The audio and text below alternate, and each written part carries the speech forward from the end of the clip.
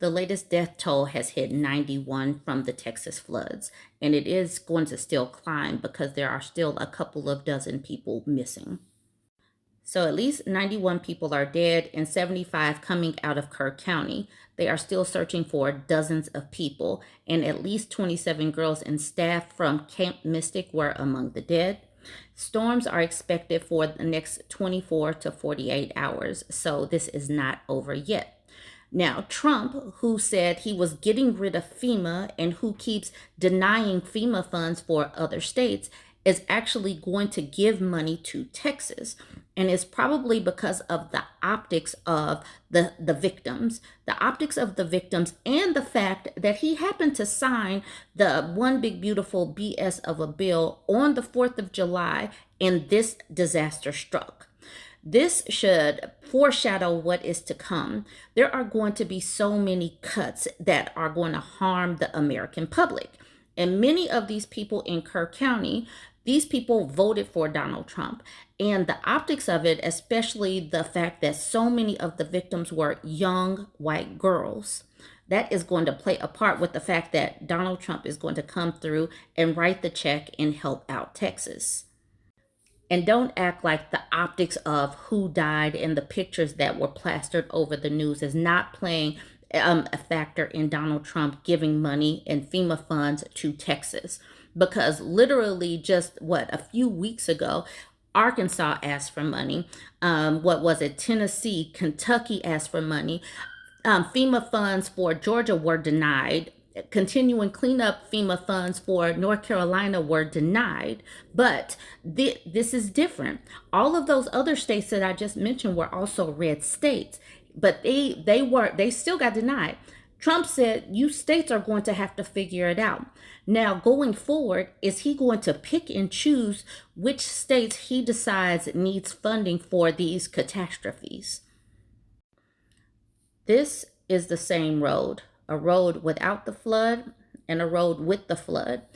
The fact that the Trump administration and DOGE cut so many key spots, key agencies, cut staffing, that means that there is no prevention, there's no preparation, there's none of that. And it's going to be a toss-up whether or not federal funds help out these states, because literally hurricane season just started. And the fact that he has a head of FEMA that didn't even know that there was a hurricane season. People that are in tornado alley, people that are in the path of hurricanes, they're going to be screwed. And I literally hope that folks know how to build their own roads, how to put up electrical poles and all of that, and that these states that are welfare states already have enough money to clean up after floods, because these are impoverished states already. Not necessarily Texas, but these other states that are along tornado alley and hurricane, I don't know if it's a hurricane alley or whatnot, but on the path of hurricanes, many of those states are impoverished. So without Trump deciding that, yes, they need some FEMA funds, how are they going to clean up and how are they going to protect themselves from this type of stuff? This story is like deja vu. Remember Ted Cruz going missing when the power grid went off during a big snowstorm and he decided to go to Cancun? Well, soon after the floods hit Texas, this dude is in Athens, Greece, vacationing. So the floods come through on Friday. He's in Athens, Greece on Saturday. Basically, he's like, I got to get out of here. This is too chaotic. I will come back after I do a few tours. So they captured him on camera. And now I do realize that this is Saturday and he probably had his flights booked and all of that. But he left right after the floods. So he knew that his state was underwater and he still made the decision to go to Athens, Greece. So because of this post, I went and found the article from the Daily Beast. Ted Cruz was vacationing in Europe as emergency crews desperately searched for Texas flood survivors. This picture is amazing. Whoever created that did an amazing job. Definitely. Oh, it says Eric Faison. That is a great picture and a great thumbnail. The Swamp can exclusively reveal that Ted Cruz was vacationing in Europe as floods ripped through central Texas, killing at least 91 people, is 91 right now, including 27 campers and counselors from a summer camp. The Texas senator was spotted visiting the Parthenon in the Greek capital Athens with his wife Heidi on Saturday evening. That was a day after Camp Mystic announced that more than 20 girls had gone missing in floodwaters.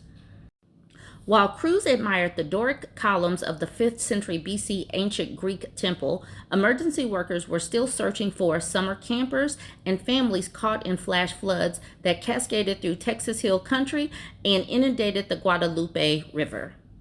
I'm glad that the Daily Beast did this reminder so I didn't have to go through and find this article. In 2021, Cruz took his family on a trip to Cancun, Mexico, after Texas was hit by a winter storm that left millions in his state freezing without power or water. At the time, the senator defended his sunshine flight by saying he wanted to be a good dad, but returned because he said it didn't feel right. But the craziest thing is, Texas re-elected this dude after he ran away. He ran away and he did it again, but he was re-elected. When is Texas going to get rid of this man? Cruz is understood to have landed in Athens on Thursday, the day after the Texas Division of Emergency Management announced that it was activating state emergency response resources. On the day Cruz touched down in Europe, NPR reported that Lieutenant Governor Dan Patrick held a press conference as acting governor, warning of potential flooding that would hit overnight. And I don't care that he left before the flooding. I don't care, because he still had the audacity to go on tour while they are picking up victims that have been strewn many miles away from their campsites. So the thing is, he's going to have to take this heat because he knew that there was an emergency, but he was still on a tour. He's like, look, I still got to get this lunch in. I still got to get these tours. So I don't care that he came back, or whenever he came back afterwards, he was still gone. This is his state that he was duly elected to, but is he ever actually in the state during an emergency?